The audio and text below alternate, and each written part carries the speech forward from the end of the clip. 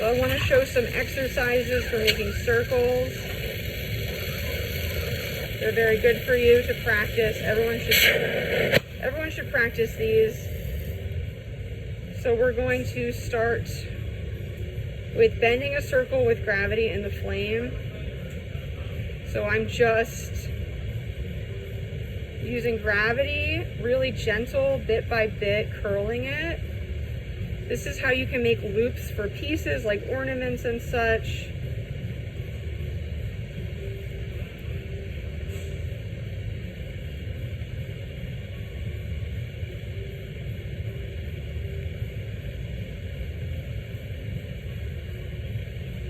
I do not need a ton of firepower. This is even more than I need.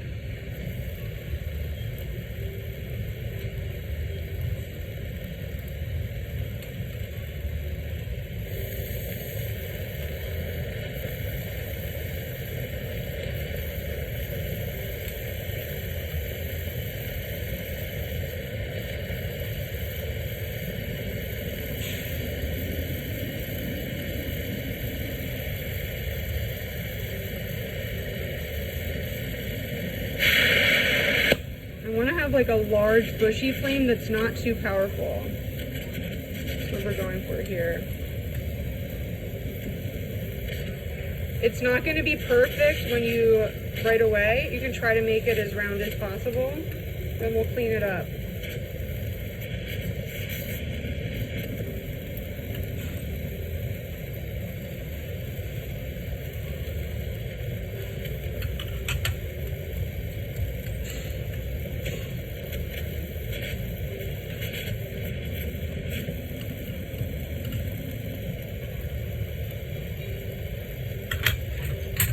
We're going to put a handle on it. This will be a cold seal. It's okay, because it's not closed yet.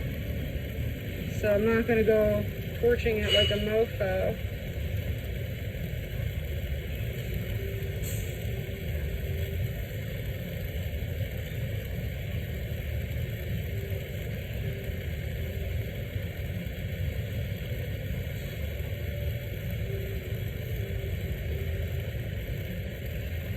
You want to get to a point where you can close it up.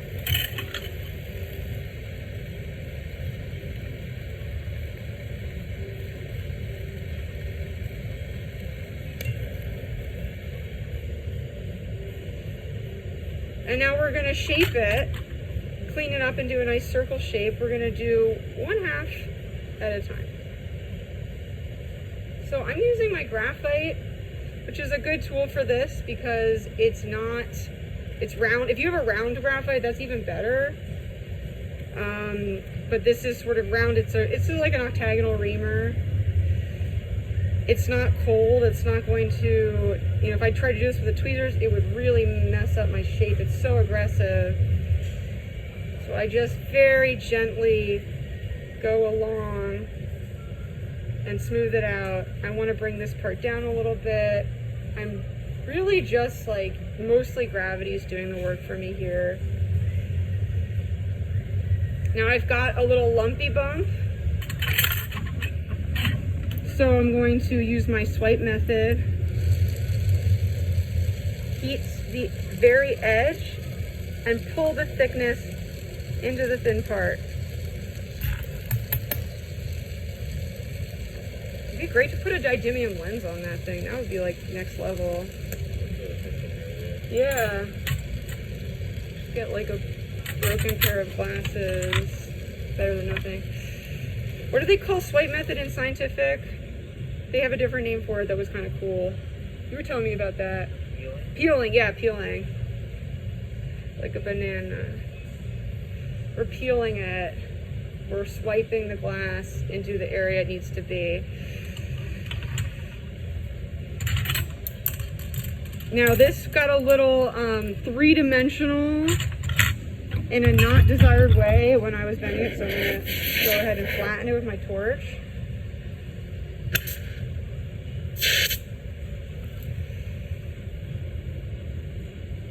I'm heating the areas where it's touching the table and it begins to come off the table.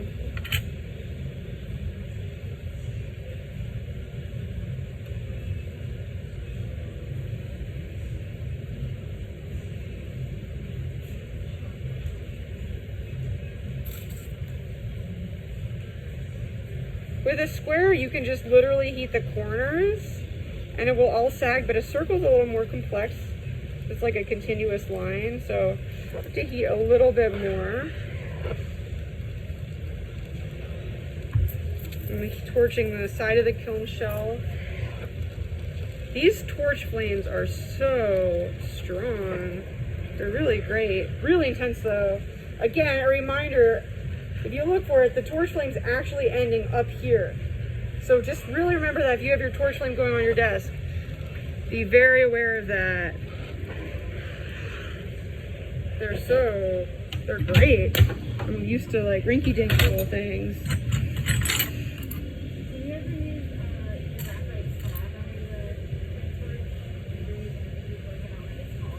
Like graphite instead of the kiln shelf? Yeah, you can definitely do that. I like the graphite. I prefer kiln shelf because the graphite just gets a little slippery, honestly. Which is not a problem. It just sort of slips and slides.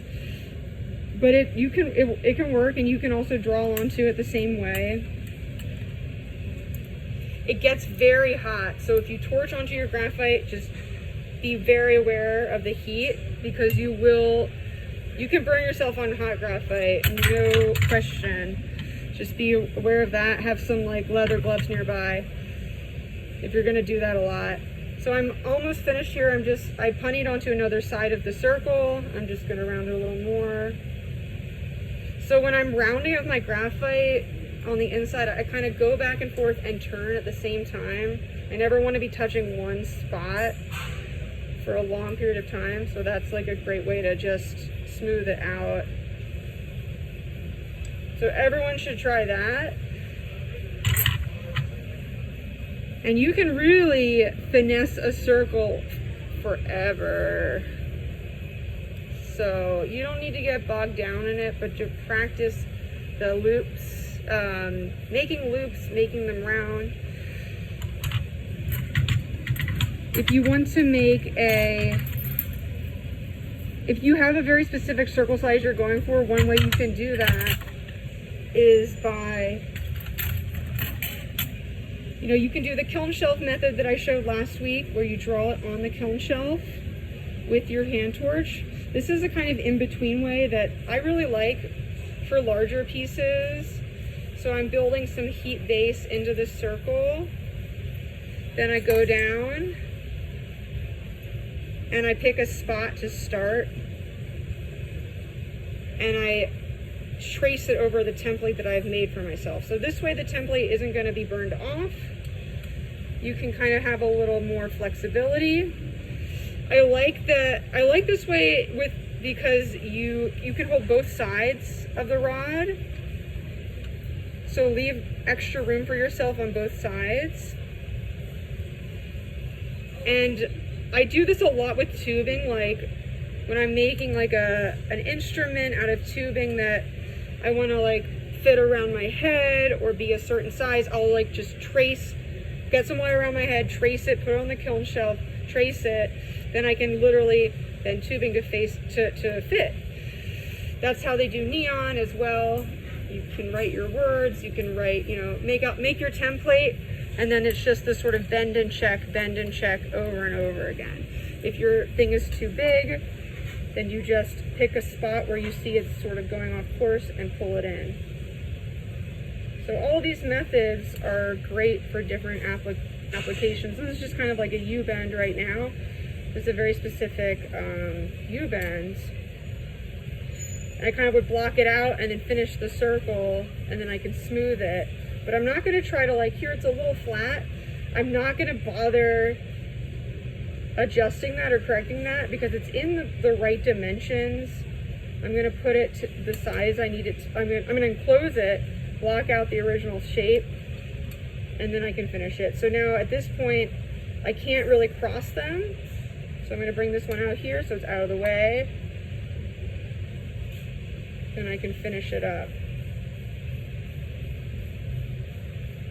Does anyone have any questions about how to figure out how to construct a piece? Or is it sort of starting to make sense, you can kind of visualize these construction methods? Yeah? No? Great. Thanks, Mills. Thanks for saying yeah. A question regarding tools. Yeah. For larger pieces, would you ever consider using a ribbon burner? Oh my god, yeah. That's like so sweet. I would definitely use a ribbon burner. I have not had access to one for a long time, but we have one here, right? We do. I don't know where they put it. It's right here. Yeah. Yeah. So yeah, it was like over there. So like, yeah, use a ribbon burner if you're gonna like bend a lot of tubing or a lot of rod.